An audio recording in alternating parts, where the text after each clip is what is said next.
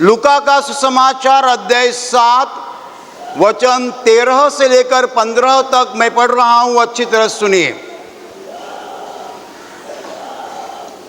उसे देखकर प्रभु को तरस आया और उससे कहा, मत रो। तब उसने पास आकर अर्थी को छुआ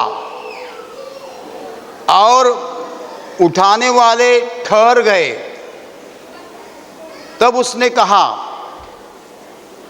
हे जवान, मैं तुझसे कहता हूं, उठ।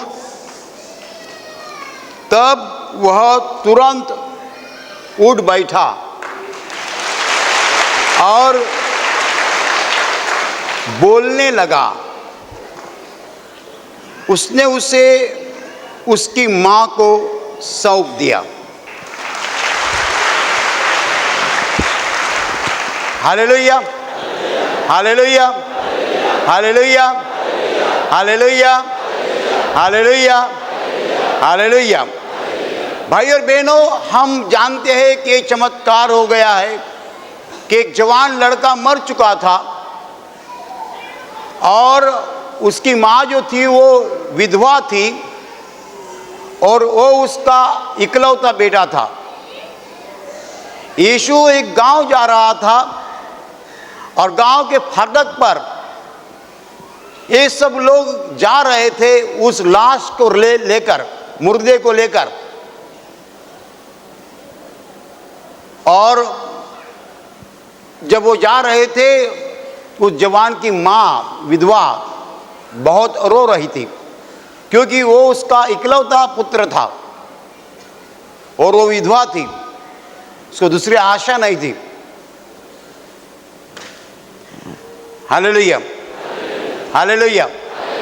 यीशु के साथ भी लोग थे, यीशु के चेले थे। जिन लोगों को यीशु ने चंगा किया था वो भी यीशु के साथ थे। वो आनंद मना रहे थे, नाच रहे थे, कूद रहे थे। अंधों को यीशु ने आंखें दी थी, बहिरों को सुनने की शक्ति दी थी, लंगड़ों को चलने की शक्ति दी थी। ऐसे जो लोग चंगाई पाए थे वो सब यीशु के साथ थे, नाचते थे, कूदते थे, मजा कर रहे थे। और जब यीशु के सामने ये लोग आ गए लाश लेकर जवान की, जब यीशु ने देखा, बाइबल बताती है कि जब उसने उस माँ को देखा, औरत को देखा, तब उसको तरस आया। Hallelujah, hallelujah. उसको किसी ने बताने की जरूरत नहीं है कि वो विधवा है। उसको किसी ने बताने की जरूरत नहीं है कि वो उसका इकलौता बेटा था। वो परमेश्वर है, उसको सब कुछ मालूम है। हालेलुया। बाइबल बताती है उसने जब उसको देखा, यीशु ने जब उस औरत को देखा, मरे हुए लड़के की मां को देखा, तब उसको तरस आया और उसने उस औरत को कहा, मत रो, रोना नहीं। इतना कहने के बाद वो अर्थी के पास गया, जो लोगों ने लाश उठाई थी। तब वो लोग अर्थी को स्पर्श किया, वो लोग ठहरे, अर्थी उठाने वाले ठहरे। फिर यीशु ने कहा, हे जवान, मैं तुझे कहता हूं, उठ।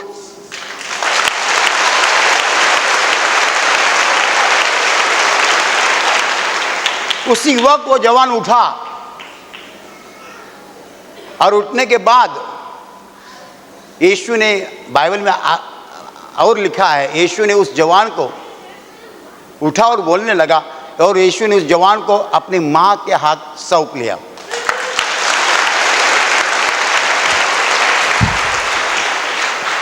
भाई और बहनों, क्या सीखना है इस चमत्कार से? हमें बहुत कुछ सीखना है। ये चमत्कार हमें बड़ा ज्ञान दे रहा है कि जब यीशु वहां आया, यीशु ने जब उस औरत को देखा, तब उसे तरस आया। चमत्कार की शुरुआत कहां से होती है? ये चमत्कार की शुरुआत है आप में यहाँ बहुत बीमार लोग आए होंगे, दुखी लोग आए होंगे। एक बात सुनना कि चमत्कार की शुरुआत तरस से होती है। जब परमेश्वर को तरस आता है तब वो बोलता है मत रो। Hallelujah, hallelujah, hallelujah. जब परमेश्वर को तरस आता है तब वो बोलता है मत रो। उसके बाद ही वो अर्थी के पास जाता है। पहले वो बोला कि मत रो, अब बोलने के पहले क्या हो गया, उसको तरस आया। Hallelujah, hallelujah. तो सबसे पहले क्या होता है चमत्कार में? सबसे पहले चमत्कार में क्या होता है? परमेश्वर को दुखी आदमी का तरस आता है। तरस आने के बाद वो पहले बोलता है, क्या बोलता है? मत रो, रोना नहीं। उसके बाद वो अर्थी के पास जाता है। अर्थी के पास जाने के बाद क्या उसको कुछ करना पड़ता है? नहीं। कुछ करना पड़ता है परमेश्वर को? नहीं।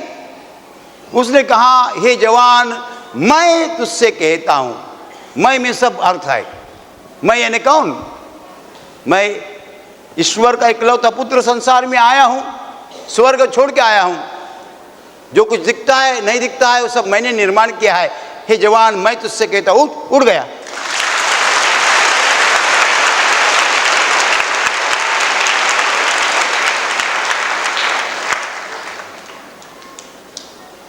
भाई और बहनों, जहां जहां चमत्कार की बात होती है वहां वहां सामर्थ के ऊपर लोग भर देते हैं। सामर्थ, सामर्थ, सामर्थ। लेकिन चमत्कार की शुरुआत कभी भी सामर्थ से नहीं होती है। चमत्कार की शुरुआत हमेशा तरस से होती है, दया से होती है, करुणा से होती है, प्यार से होती है। यदि उसको तरस आया नहीं होता तो उसने चमत्कार नहीं किया होता।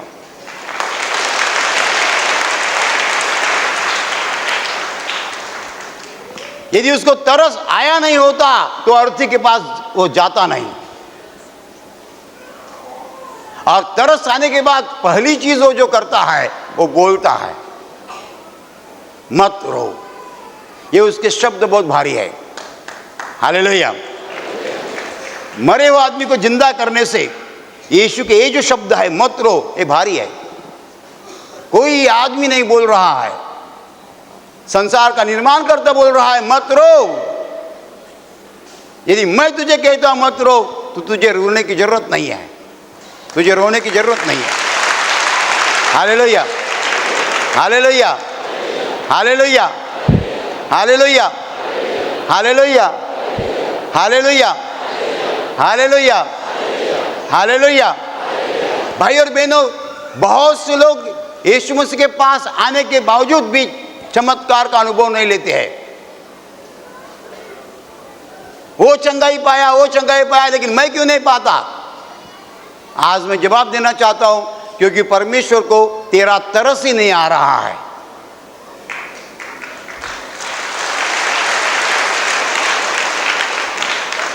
परमेश्वर को तेरा तरस ही नहीं आ रहा है। यदि तरस आता तो तुम्हारे पास आके तुम्हें छूता, तुम ठीक हो जाते।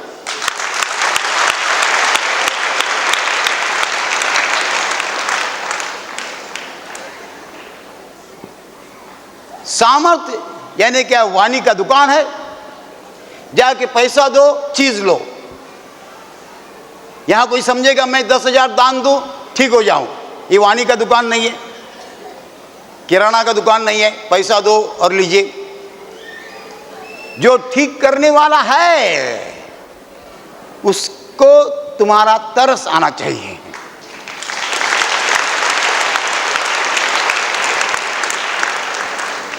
और तरस आने के बाद वो जो कुछ बोलेगा वो पहले सुनो। हमें हड़बड़ी होती है। क्या हड़बड़ी होती है? हाथ लगाओ, हाथ लगाओ, हाथ लगाओ, हाथ लगाओ, हाथ लगाओ, हाथ लगाओ, चंगाई हो जाएगी। नहीं नहीं नहीं, पहले सुनो। एक आदमी आया है मेरे सामने, पतला सा है लेकिन इतनी बड़ी आंखें, खड़ा भी नहीं रह सकता है, हाथ पकड़ा है। तो उसको लगता है ब्रदर ने हाथ रखा, मैं गिर गया, ठीक हो गया, नाचने लगूंगा। इसको कहते हैं सामर्थ। सामर्थ क्या चीज होती है? हाथ लगा, गिर गया, गिरा भी नहीं तो चंगाई होती है, उसको सामर्थ कहते हैं। लेकिन चमत्कार की शुरुआत कभी सामर्थ्य से नहीं होती है, चमत्कार की शुरुआत तरस से होती है। Hallelujah, hallelujah. मैंने उसको सवाल किया, ये खड़ा भी नहीं रह सकता है, पतला। मैंने उसको सवाल किया, क्या आपने किसको मारा है? क्या आपने किसको मारा है? तो बोला हाँ, मैं गैंग में था, तो मारना मेरा हर दिन का काम था। अभी तुमने बहुत लोगों को यदि मारा है तो प्रभु को तुम्हारा तरस आना चाहिए पहला। जितने लोगों को मारा है उतने रोए हैं, उनकी औरतें रोई है, उनके बच्चे रोए हैं, उनके रिश्तेदार रोए हैं, तो प्रभु को तरस कैसे आएगा? प्रभु बोलता है उनकी औरत रो रही है, तूने मैं क्या करूं? Why should I touch you? मैं तुझे क्यों स्पर्श करूं?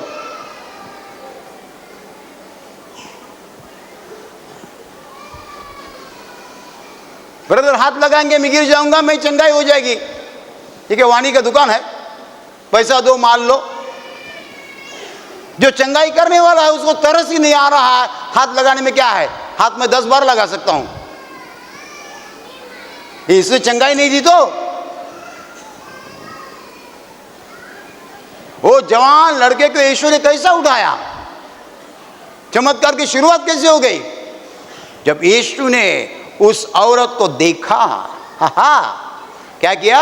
देखा तो उसको तरस आया।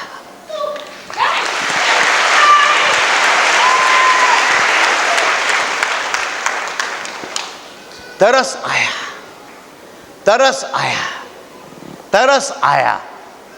तरस आने के बाद वो बोला मत रो। उतना होने के बाद ही वो अर्थी के पास गया। हम बोलते हाथ रखो, हाथ रखो, हाथ रखेगा ठीक हो जाएगा। रुको, हाथ रखना आसान बात है मेरे लिए हाथ रखना आसान बात है, लेकिन जो चंगाई देने वाला है उसको पहले तरस आ रहा है नहीं, ये देखना है। Hallelujah, hallelujah, hallelujah. चंगाई की शुरुआत, चमत्कार की शुरुआत कैसी होती है? तरस से होती है। उस औरत को देखकर उसको तरस आया, दया आई, करुणा आई। तब वो बोला, पहले क्या बोला? मत रो। ये शब्द बहुत महत्वपूर्ण है, मत रो। उसके बाद वो अर्थी के पास गया। हम प्रभु को कहते हाथ लगाओ, हाथ लगाओ, हाथ लगाओ, चंगाई करो, चंगाई करो। बहुत से लोग चंगाई क्यों नहीं पाते हैं? क्योंकि प्रभु को तरस नहीं आता है। मैं लाइन में लोगों को बुलाता हूँ, आशीष देता हूँ। कोई आदमी आता है, सबको पीछे ढकेलता है और मेरे सामने आके खड़ा रहता है। मैं देखता हूँ एक ऐसा मेरे पास पहुंचा है, ऐसा करके मेरे सामने आके, मैं वह प्रभु को तरस ही नहीं आएगा तेरा। इतने लोगों को धकेल के तुम आगे आए हो, प्रभु को तरस आएगा ही नहीं। तरस नहीं आएगा तो चंगा ही नहीं देगा। तुमको लगता है मैंने हाथ रखा चंगाई मिली? नहीं, चंगाई देने वाला वो है।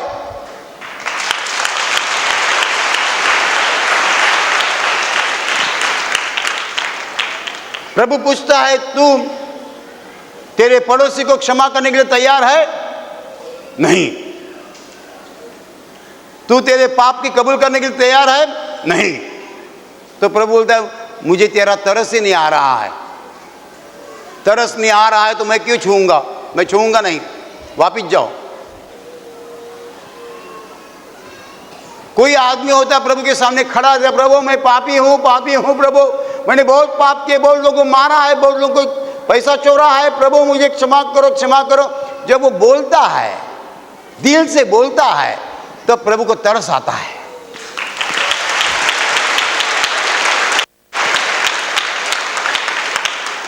जब प्रभु को तरस आता है, प्रभु उसको छूता है, उसका कैंसर चला जाता है, HIV चला जाता है।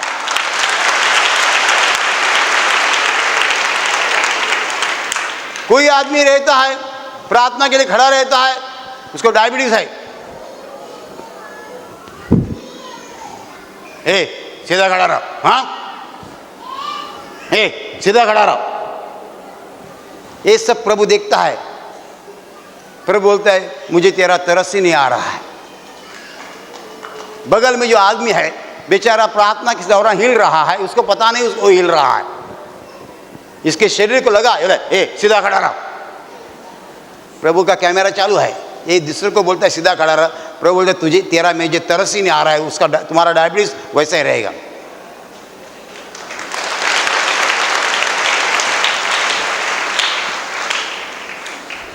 आज सुबह कोई भाई आया, कुछ सेवा की, फिर वो प्रार्थना के लिए खड़ा रहा। प्रभु को बोलता है मुझे डायबिटीज है। प्रभु बोलता है तूने मेरी इतनी सेवा की है, मुझे तेरा तरस आ रहा है।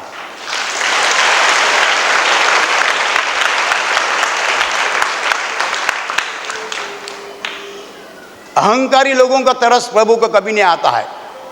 जिनके अंदर घमंड है, घमंड, उसका तरस प्रभु को कभी नहीं आता है। और सबसे खतरनाक पाप कौन सा है मालूम है? स्वार्थ। खून से भी भारी है, मर्डर से भारी है। स्वार्थ का मतलब है मेरा देखना, बगल वाला मरे कुछ भी हो, मेरा देखना। यह आदमी नहीं होता, जानवर होता है वो। उसके उल्टा है, उल्टा है, उल्टा है। कोई आदमी रहता है खुद के लिए नहीं जीना जीता है, दूसरे के लिए जीना जीता है, उसके 1000 पाप प्रभु माफ करता है।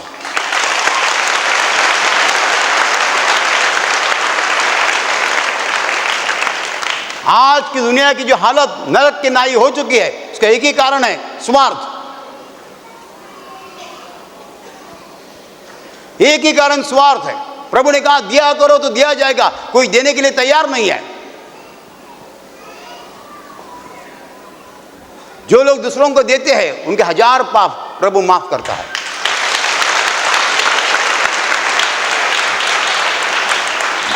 दुनिया समझती है कि मर्डर सबसे बड़ा पाप है, नहीं।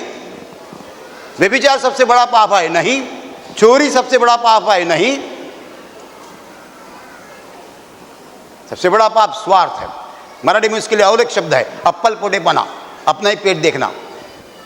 आप में से कोई आदमी बड़ा होना चाहता है तो मैं आपको फॉर्मूला देता हूं, खुद के लिए जीना नहीं, दूसरों के लिए जियो, तुम्हारे 1000 पाप माफ हो जाएंगे।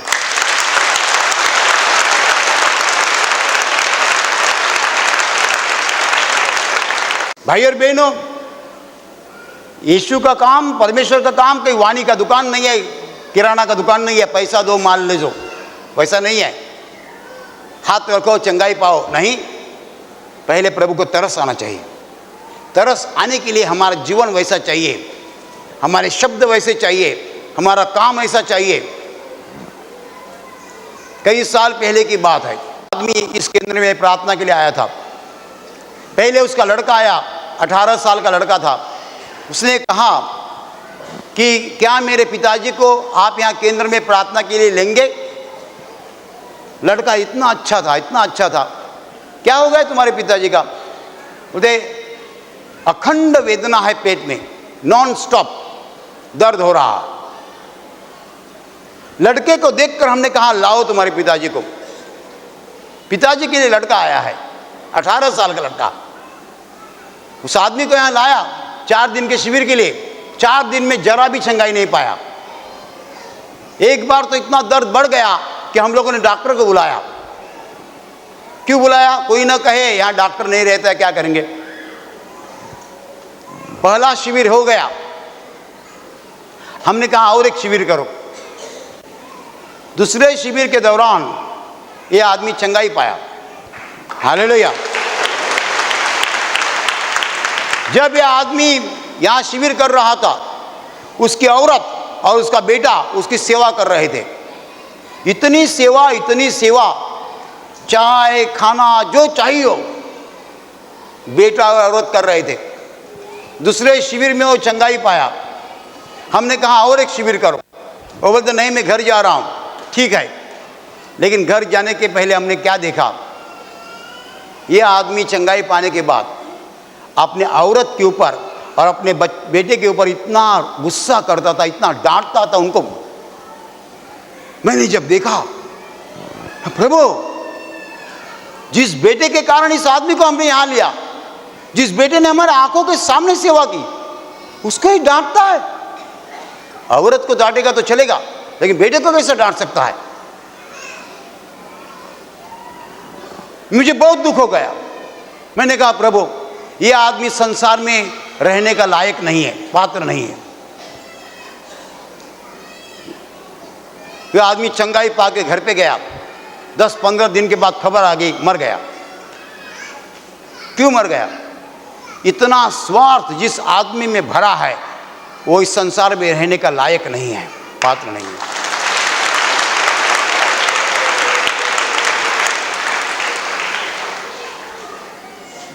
आज के ज़माने में 18 साल का बेटा पिताजी की सेवा कहाँ करता है, लेकिन ये 18 साल का बेटा पिताजी की सेवा कर रहा था। इतना अच्छा लड़का, और ये आदमी हमारे सामने उसको डांटता था। मैंने कहा प्रभु इतना स्वार्थी आदमी, जिस बेटे से तुमने सेवा ली है उसके ऊपर गुस्सा करते हो।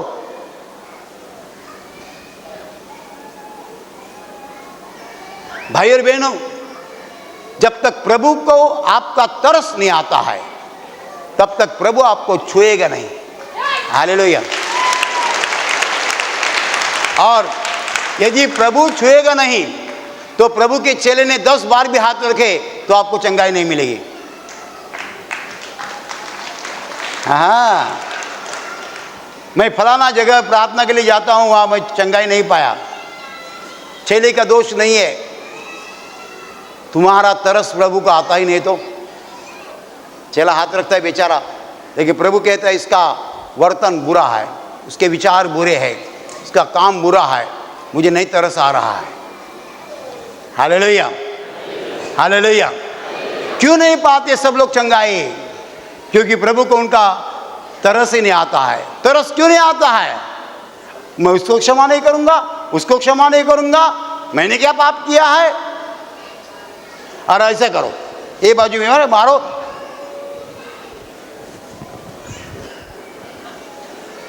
क्या प्रभु को दिखता नहीं है क्या तुमने क्या किया? Hallelujah, hallelujah, hallelujah. तो चमत्कार यदि आप अनुभव करना चाहते हैं तो समझना चाहिए कि चमत्कार की शुरुआत जो है तरस से होती है। प्रभु को जब आदमी का तरस आता है तब प्रभु पहले बोलता है मत रो, बाद में छूता है और हमें चंगाई मिलती है।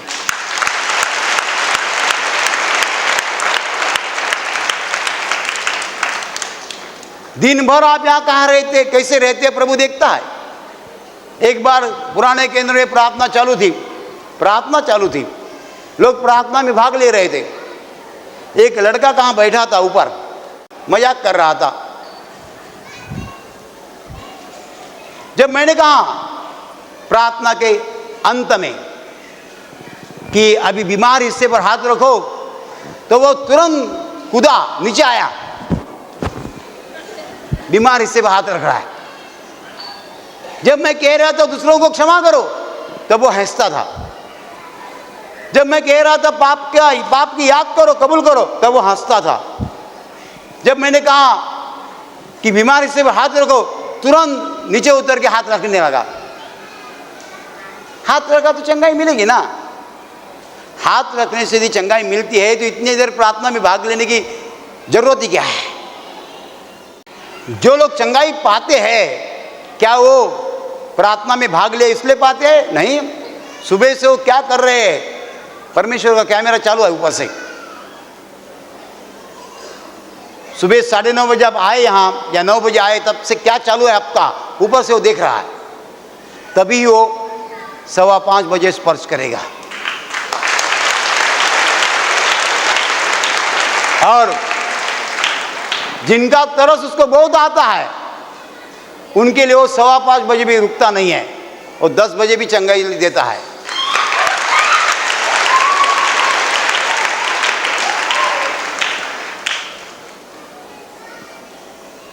प्रभु को तरस कभी आता है, ये महत्वपूर्ण है। जब तक प्रभु को तरस नहीं आता है तुम्हें चंगाई नहीं मिलेगी। तुम प्रार्थना में भाग लिया,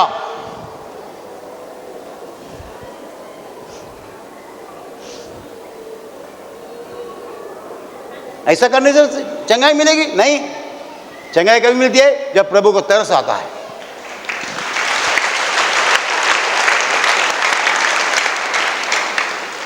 इतना भाग हमको नहीं चाहिए। हमको केवल हाथ रख के चंगाई पानी है। शॉर्टकट। प्रभु के राज में ऐसा शॉर्टकट नहीं है। प्रभु के पागल नहीं, कुछ दुनिया का निर्माण करने वाला है, ज्ञान का खजाना है। हमारे एक कैमरा से इतना पिकअप होता है, उसके कैमरे से पूरा संसार पिकअप होता है।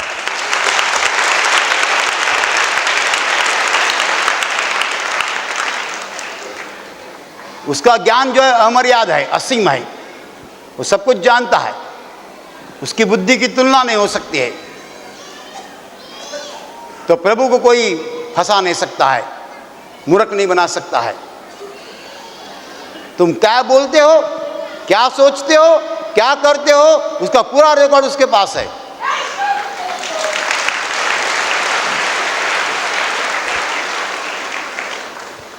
तुम्हारा तरस आना चाहिए उसको तरस आएगा ऐसा कुछ करो, उसको दया आएगी ऐसा कुछ करो, उसको करुणा आएगी ऐसा कुछ करो। एक आदमी बीमार है, अपने औरत को मारता है और सामने आके मुझे बीमारी चंगाई करना, हाथ रखो ना। हाथ रखने से क्या हो जाएगा, बीमारी जाएगी। अभी क्या किया तुमने, औरत को पीटा। जब तुमने औरत को पीटा मुझे मालूम भी नहीं है, लेकिन उसके कैमरा ने पिकअप किया है। वो बोलता है ये आदमी ने औरत को पीटा है, उसका मुझे तरस नहीं आ रहा है। तरस नहीं आ रहा है इसका मतलब मैं छूने वाला नहीं हूँ, चंगाई नहीं मिलेगी। एक औरत आती है, बोलती है मेरी बेटी मेरी सुनती नहीं, ब्रदर कुछ करो ना। मैं उसके ऊपर देखता हूँ, यहाँ से कट है, यहाँ से कट है, यहाँ से कट है, यहाँ से कट है, ये सब कट है। मैं उसको बोलता हूँ प्रभु को तेरा तरस ही नहीं आ रहा है, ये सब कट कट मारा है।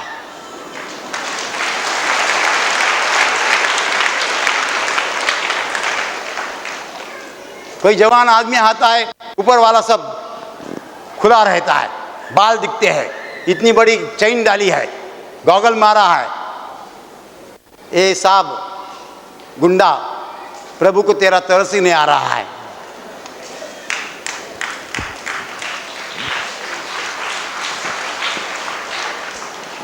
ऐसा कुछ करो जिसके कारण प्रभु को तरस आएगा। एक आदमी यहाँ आया था आशीर्वाद प्रार्थना केंद्र के पुराने केंद्र में। उस दिन हमने दान पर प्रवचन दिया। दान, उस आदमी के दोनों जेब में जितना पैसा था उसने दान थैली में डाला। खाली एक टिकट रखा, नाला सोपारा टू दादर रेलवे का टिकट। प्रार्थना सभा खत्म हो गई, किससे पास पैसा नहीं मांगा। अंदर गांव से सीधा नाला सोपारा पैदल चल के गया। ट्रेन में बैठा, दादर उतरा। दादर पश्चिम पोर्तुगीज चर्च है, उसके बगल में वो रहता था। गया, दरवाजे पे बेल लगाई, औरत बाहर आई। उसके औरत के दो मुंह पर पूरे काले दाग थे, इसलिए प्रार्थना के लिए आया था, औरत के लिए। दरवाजा औरत ने खोला, औरत के चेहरे पर देखता एक भी दाग नहीं है।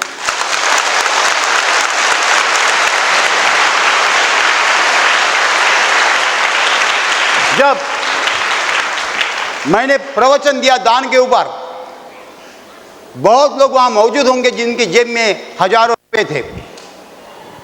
उन्होंने जेब में हाथ नहीं डाला, अमीर लोगों ने जेब में हाथ नहीं डाला। एक गरीब आदमी ने जितना पैसा था उतना सब दे दिया। तब क्या हो गया, प्रभु को तरस आया।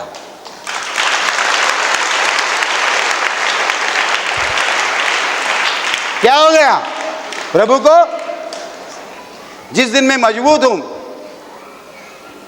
मैं सशक्त हूं, ताकतवान हूं, उस दिन मैं आके प्रभु का काम करूंगा, इसमें कुछ बड़ी बात नहीं है। जिस दिन मेरी पीठ में मोच मारी है, मैं चल नहीं सकता, उस दिन मैं जब यहाँ आता हूँ, प्रभु को मेरा तरस आता है।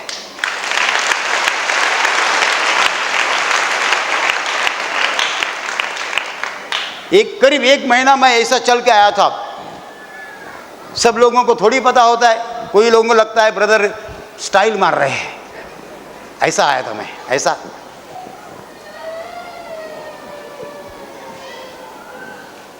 जिनको मालूम है बोलते ब्रदर का कुछ हो गया है, जिनको मालूम नहीं बोला क्या स्टाइल है।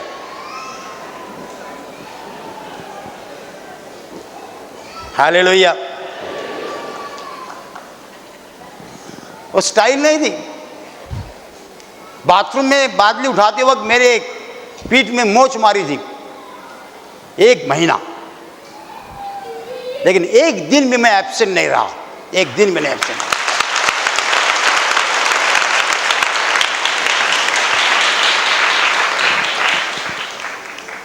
तो क्या हो गया? प्रभु को तरस आया, प्रभु ने हाथ लगाया, चंगाई पाया।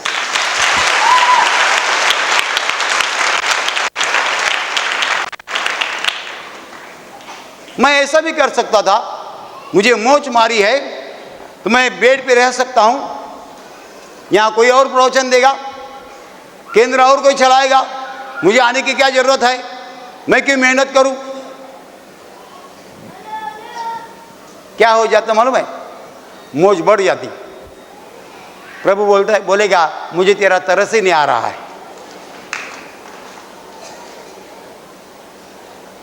लेकिन उस हालत में जब मैंने प्रभु का काम चालू रखा, तब प्रभु को तरस आया।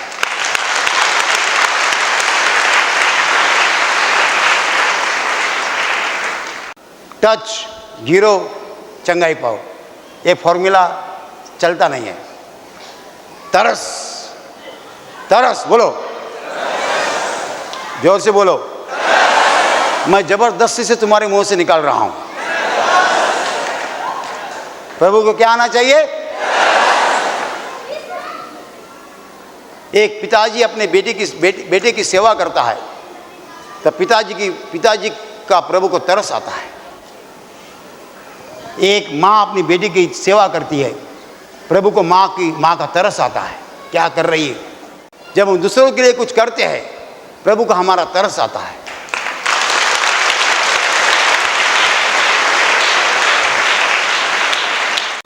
Hallelujah, hallelujah, hallelujah, hallelujah, hallelujah. अभी प्रार्थना करने का समय है।